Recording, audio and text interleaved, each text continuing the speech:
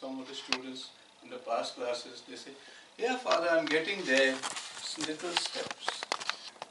So they are judging how fast they are going to get there.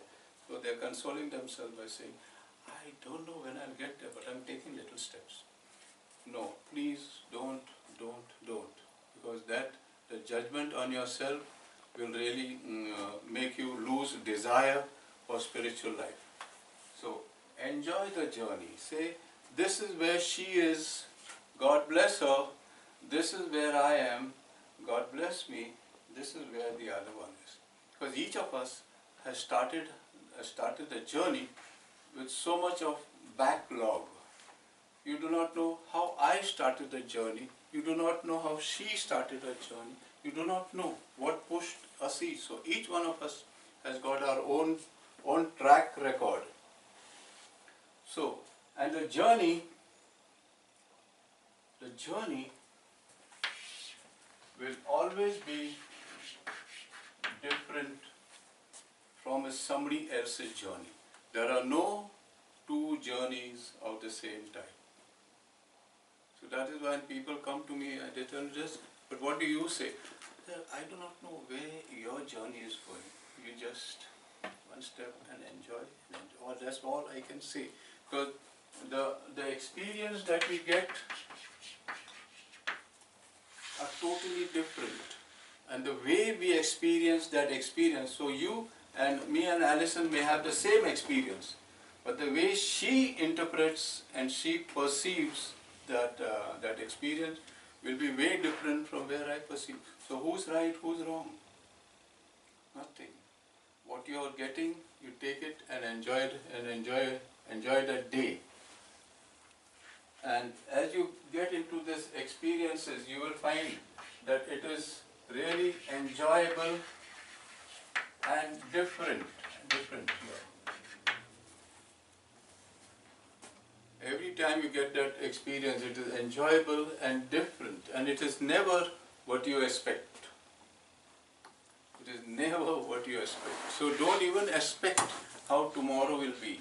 So what I do, I get up in the morning, first 15 or 20 minutes, I just tell myself over and over again, slowly, I am peace. I am joy. I am love. So that's strengthening the muscles of peace, joy and love by saying I am peace. I'm electrifying my brain and sending the neurons splashing throughout my system so that I'm vibrating now with peace, joy and love. Then by the time I put my foot on the ground, then I say, whom are you going to send to me to give your peace, love and joy today? Good morning, God. Bye. So with that, you have a day in which you have put the intention for the day. I'm going to speak for that. And then you have also said, this is the peace, love and joy, that who I am peace, I am love, I am joy, is to be given as a menu to those who come within my circuit of relationship today. And so you give them, even though you don't have to say to them, peace be with you. You just say, okay, she's come to me. Let it go. And so we live a life which is very adventurous from day to day. A life is no more routine, because you are the giver of God's gift to the planet. So life is never the same. Life is never a burden, and whatever comes, you look at the person with love, joy and peace, and with compassion to everyone. So can you believe that in this kind of thinking, the attitude to judge and condemn and gossip about others is lost to the devil. You don't feel like judging anyone, to condemn anyone, to gossip about anyone. It is gone.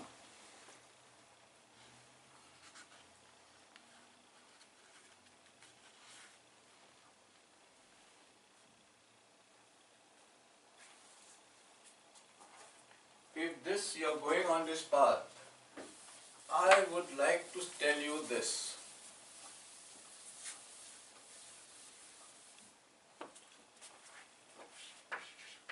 Be okay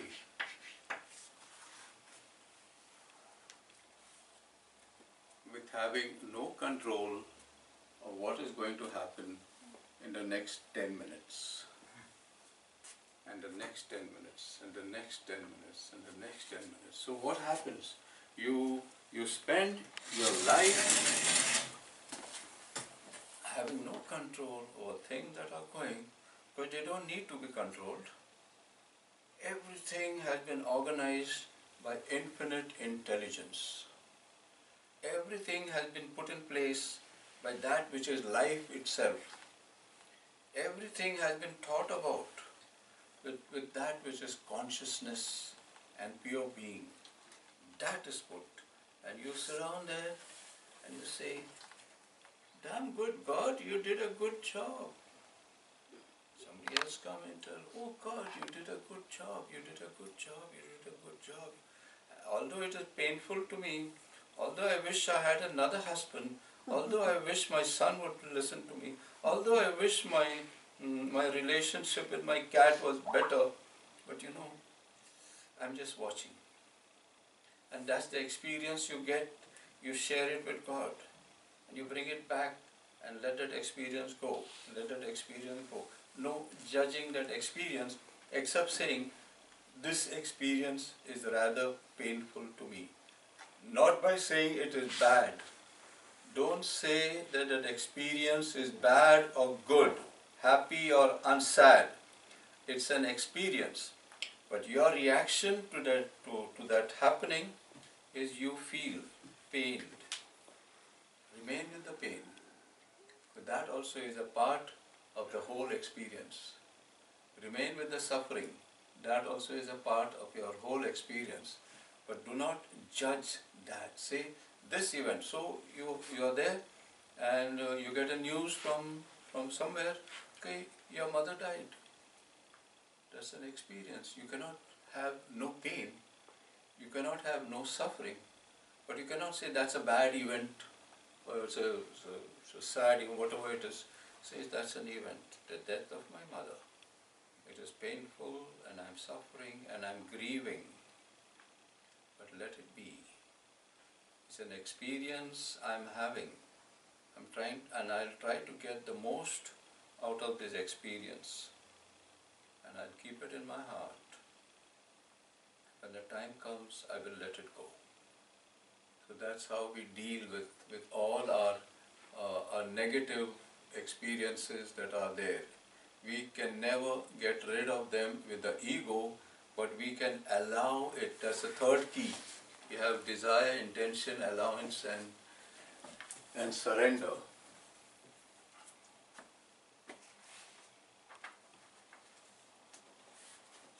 So you are therefore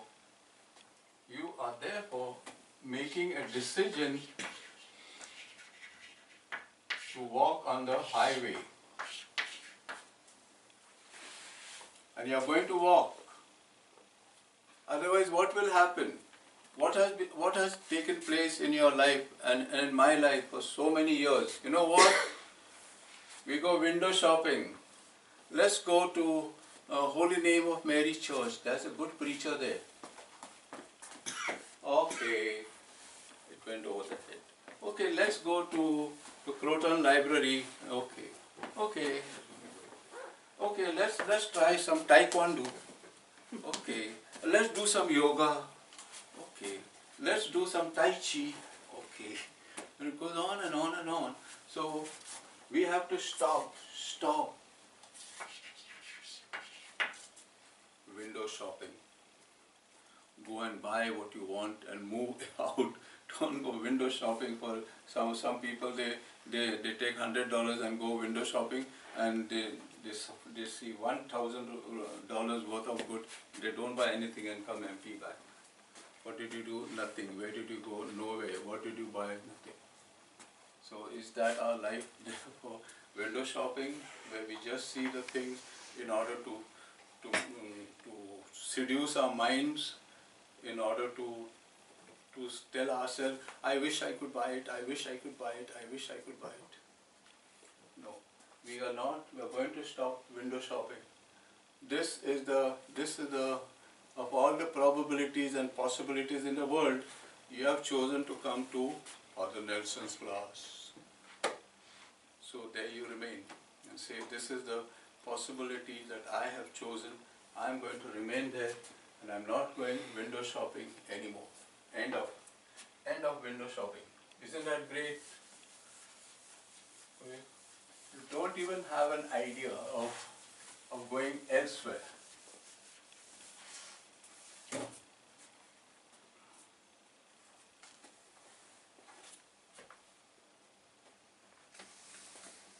One thing that you will always have your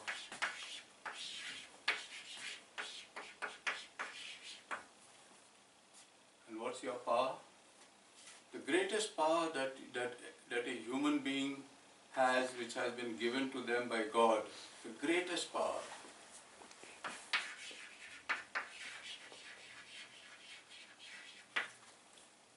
Choose.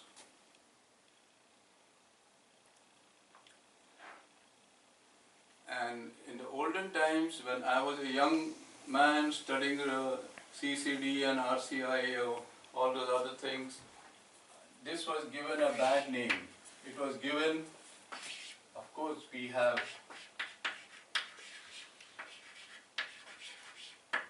free will.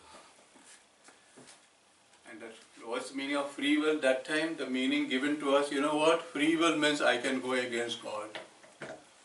And that is one reason why even I was afraid to desire. Because I'll use my free will against God. So best thing is not to have a free will. And really I used to pray, why did you give me free will? Because every time I use my free will, I do something rotten. Come on, God, take away my free will. So I was asking God to take away something that He gave to me as His only son. And I'm telling Him, I don't want to be a son. Take away this big chain and the crown that you have put on my head. I don't want it. And so, let's get here. The power to choose is, take out this name. The power to choose love, peace, joy. The power to choose abundance, compassion. The power to choose hope. Why should I use my power to choose to hit myself again and again?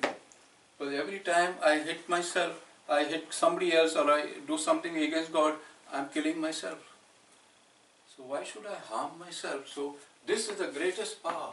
What I would say is, love that power, thank God for that power, and use that power to come close to Him. Why did God give us the power to choose? Because He didn't want to catch us by the ear and say, come to me. He wanted us to come to Him with a smile.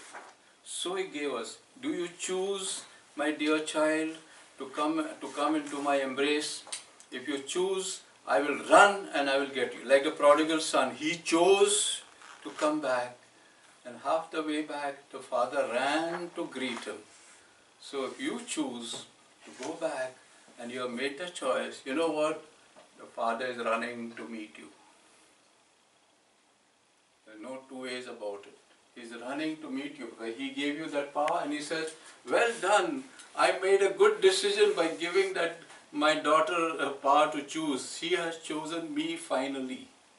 Imagine the joy in the Father's heart when He comes to know that you have chosen Him by entering this way of life, by using the power.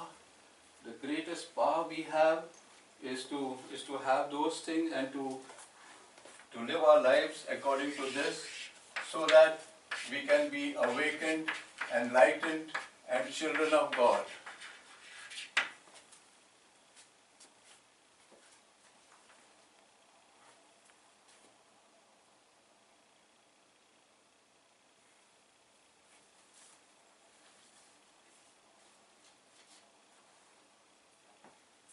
power to choose can also be self-sabotage.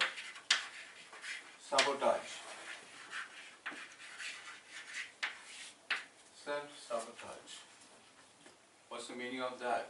So you choose love, peace, this and that, okay? And then somebody comes.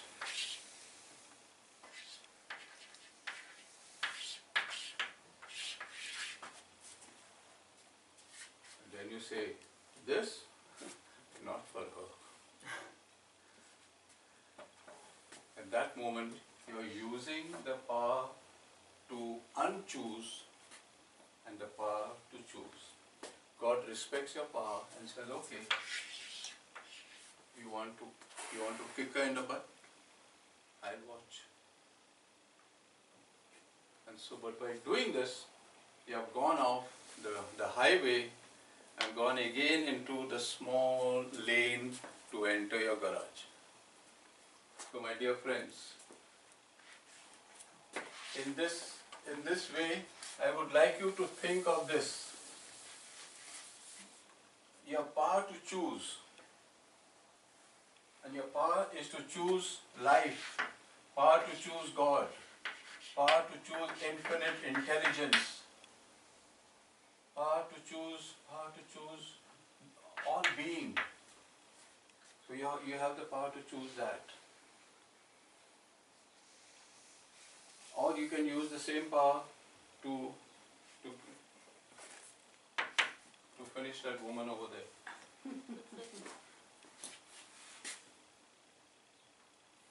Once you hand over the power to choose, and you come to that awakening that I am the wave, the choice is made by the ocean, and I have to dip into the ocean, and the ocean makes the choice for me.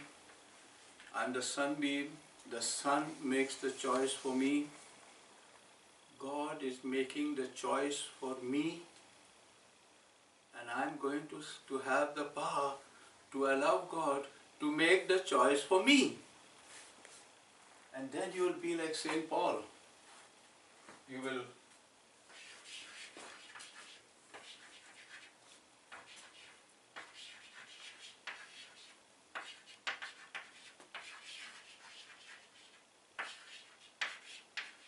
no longer live your life.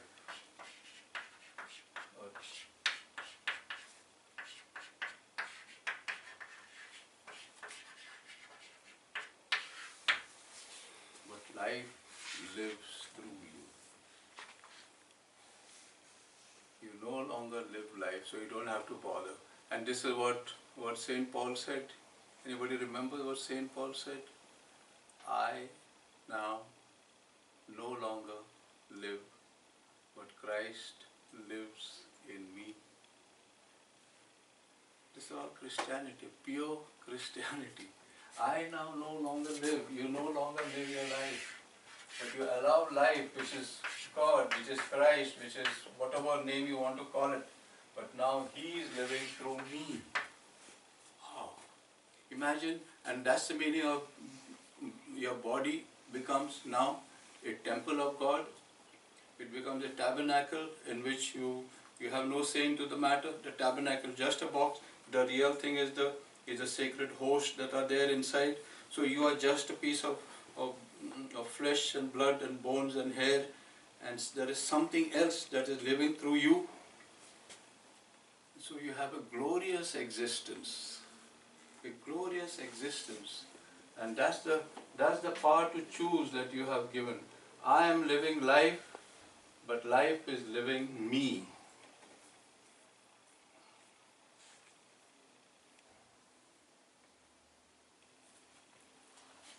Once you say that life is living you, what happens? Suppose I'm here, okay, and then I am thoroughly convinced that somebody else is living my life. Then what happens? Then all I have to do is watch the game of love taking place without me moving a finger. Without me moving a finger. Because then God attracts to Himself, and then everybody that comes within your life, you introduce them, you introduce them to God and saying, "Oh God, one more daughter has come, speak to her. Oh God, one more son has come, speak to them. Oh God." So you have nothing to bother. You have nothing to pre-plan now. How am I, what food am I going to give her? What menu do I have to give? What word shall I have to speak? How shall I, all that kind of thing is gone, because you now become an observer how God acts through you. Just by having that desire, where we have gone so deep to have that way of life where you can sit down quietly, and therefore that way of life, it becomes a kind of an opening, and you'll be able to say what Christ said, that I am in this world but not of this world. I am in this world when my body is here, but I am watching my Father doing all the work. I am not of this world. It doesn't touch me, but I am enjoying the encounter between the God in me, working out the love and compassion and forgiveness and everything to them. I don't have to make an effort at all. Isn't that great way to live your life? No effort at all. And somebody was telling me, you work very hard. I said, no. Then what do you do? I said, I spend my time doing nothing. What do you mean doing nothing? I said, yeah, you know what? When I go to heaven, I'm going to do nothing. So why not practice that now? So practice doing nothing. To do nothing means that. It really means not that you are doing nothing, you are just sitting down like a rock. To do nothing means what Christ said, of myself I do nothing, the Father does all things through me. Wow! And if you can get that, stress, distress, depression, physical illness, mental illness, emotional downturns, all take the back seat. Really, because all our issues are there because of that, because we want to do everything. Spirituality says, have an ice cream every day, enjoy your life, and allow God to run the show. And yet, although it is so easy, we find it so difficult to allow God to run the show. But somewhere deep inside, we believe we are better than God.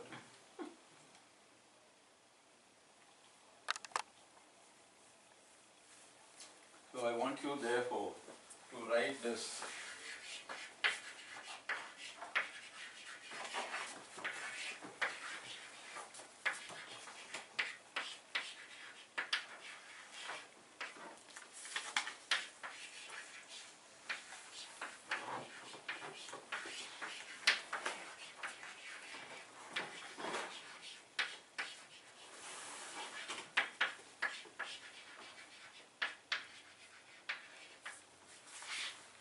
And make it a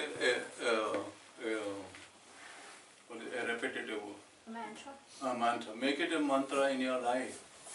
Of myself I do nothing, and let it happen. But my Father does all things through me. Who is more intelligent, you or your Father? But the ego says, forget about the Father, you are more clever. Forget about the Father, you have your goals, you have your ambition, you have this. Of myself I do nothing. Now we can change that, okay? Of myself I see nothing. My Father sees all things through me. Of myself I touch nothing. My Father touches all things through me. So who's touching Alison? If I was touching, I would have had a sexual thought. But if the Father is touching, it's over. Father is touching. So, I see nothing, I touch nothing, I smell nothing. My Father smells all things through me. I taste nothing. My Father tastes all things through me.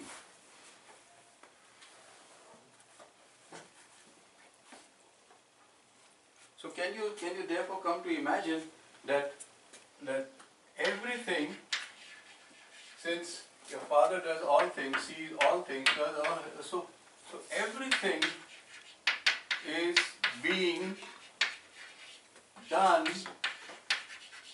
for you, baby. Everything is being done for you. So you don't have to sweat it out. Everything, everything, everything.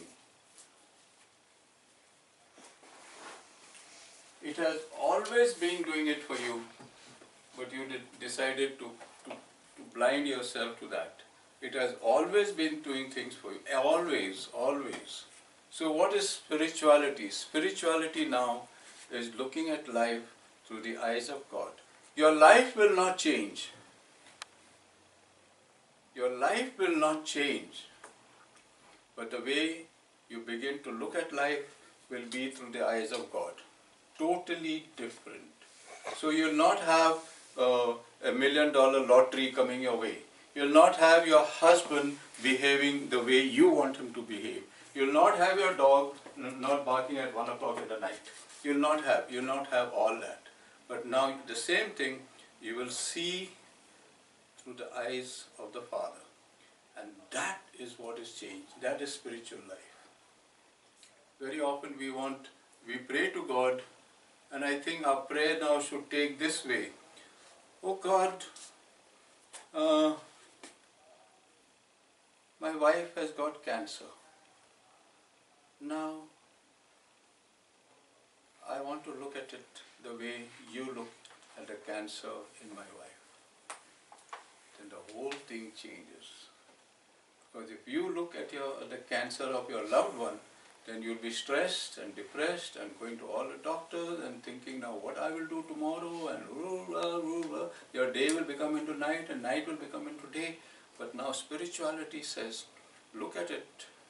Let the Father look at your wife's cancer. Let your Father see the wife's cancer. Let your Father see your child failing in the class. Let your Father see the autism of your daughter. Let your Father see all that. And see through that. And when you see through the eyes of God, then a certain kind of peace comes into your life. Not that you are stoic, let anything happen, nothing, no. It's not that. It's just another way. You become more receptive of God's love manifesting itself in different ways than you had ever told yourself before.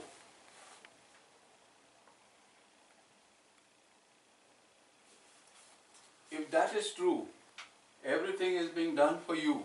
If that is true,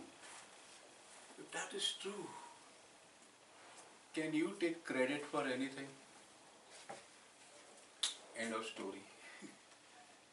If everything is being done for you, can you take credit for anything? So stop taking credit for anything. This is what again, of myself I do nothing. My Father does all things through me and for me. That's it. Such a beautiful life we have, and we have made a mess of it. Okay.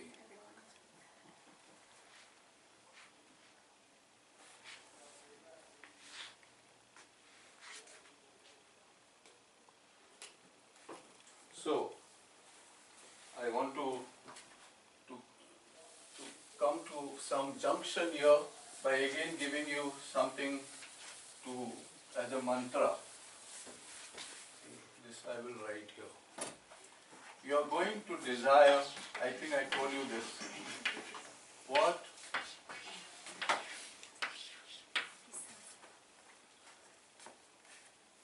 Perfect union with God. You are going to desire don't we say in the during the elevation, Christ has died, Christ is risen, Christ will come again. Desire to be the Christ, come again through you. There's no Christ will come again. He'll only come again when you accept your Christhood.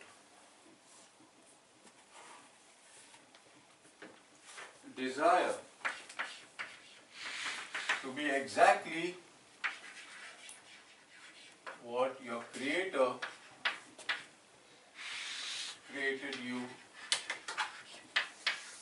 to be. Desire to be exactly what your Creator created you to be.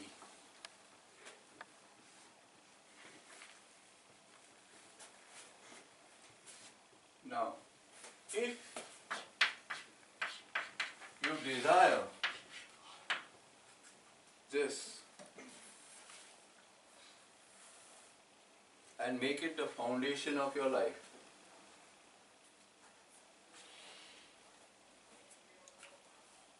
then everything in the universe will serve you. So say to the mountain, move, and it will move. So say to the lame man, jump, and he will jump. So if you be what God created you to be, the universe will recognize you as the image of God.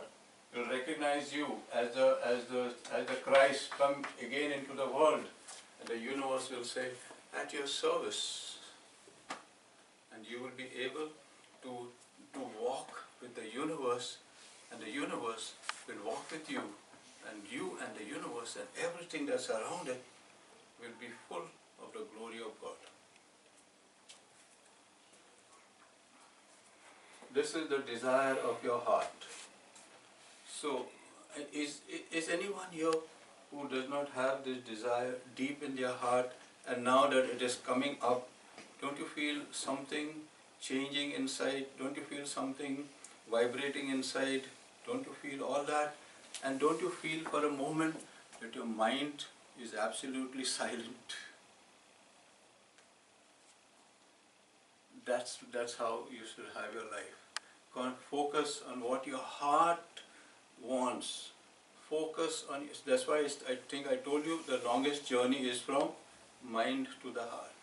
And when you focus on the mind, and this is what the heart wants, perfect union with God, perfect what the heart wants, to be the Christ, what the heart wants, to be what the Creator created it to be, and what the heart of the universe wants, the same thing. Getting into that,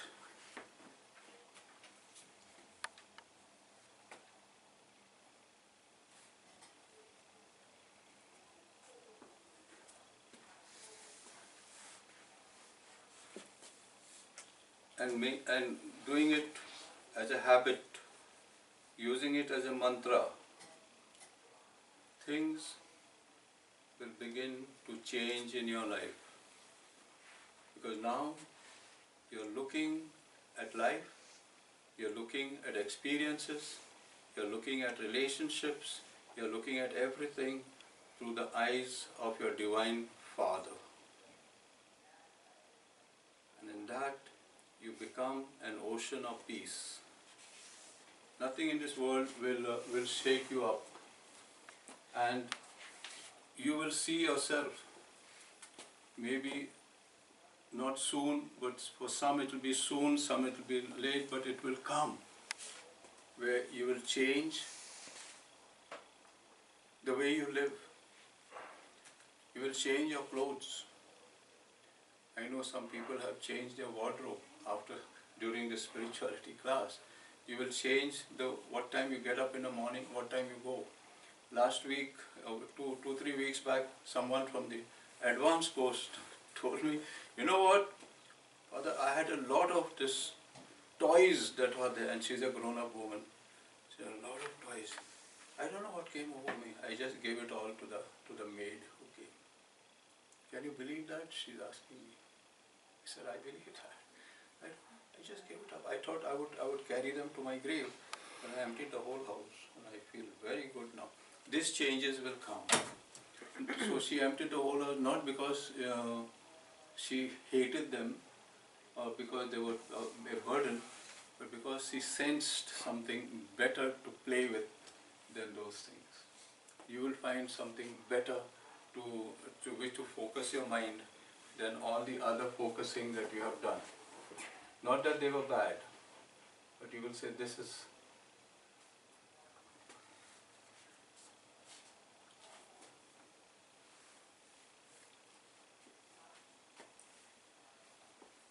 So, desire to be what God created you to be, and the universe will come to you, and we add something to this. And the thing that we add to this is what Christ told us. Seek first the kingdom of heaven, and everything will be given to you. And what's the kingdom of heaven? All these three things.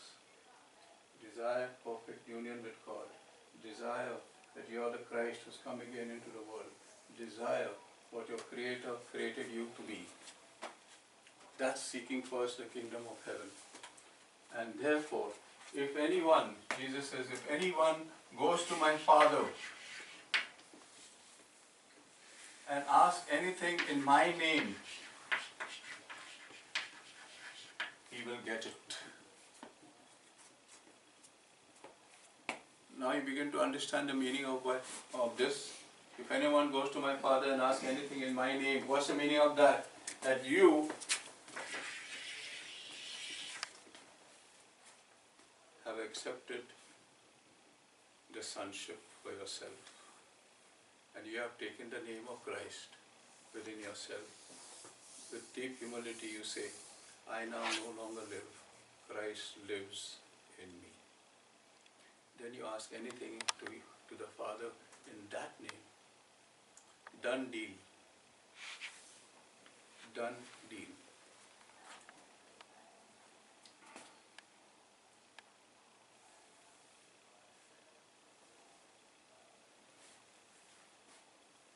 Okay. Now we are going to step into the next one. We still have 5 minutes more. We are going to go into intention. I wanted to go long ago, but this took, as usual, extra time. What is intention?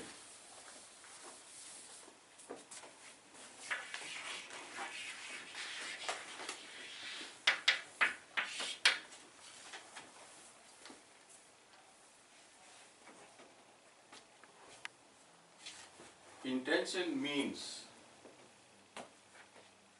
to cultivate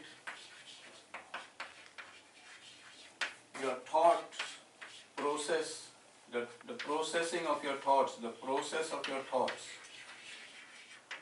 To cultivate your thought process.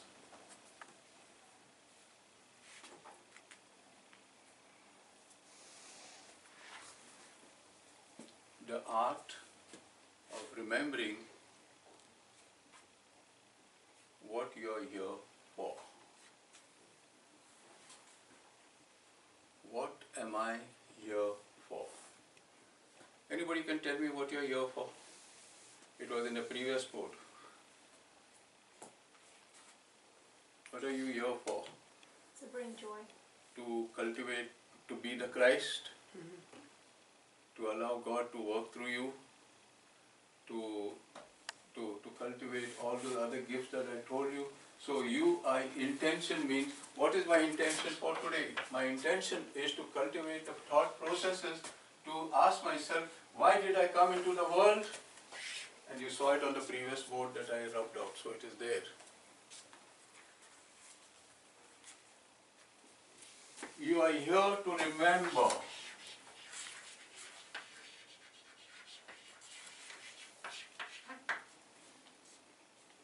You are here to remember, first, that you are a thought. Whose thought?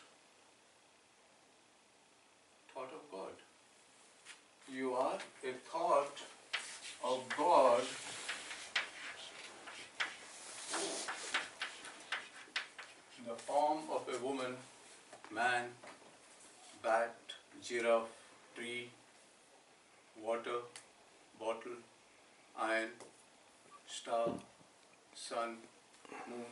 You are the form. You are the love, you are the thought of love in form. You are here to remember that you and the Father are one. So have your intention every day now with this. You are here to remember that your source is only God, nothing else but God. You have come from Him, you are in Him, and you will always be with Him.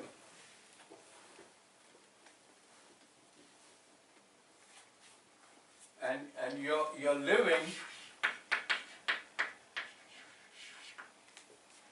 suppose you can take a measurement where you're living on the scale of 0 to 10. You're living your life with Christ up to 7 or 8 or 9 or 10. So the value of your life is how are you living the life of Christ on that scale. So you can, in the night before you go, you can say, I think I was the Christ for 1 or 2. I think I was the Christ for 10.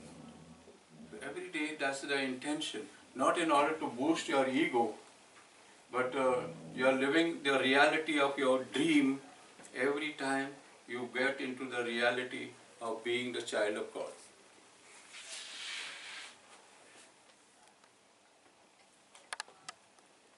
And with that, the class is over. We'll continue next week. Thanks for the cameraman.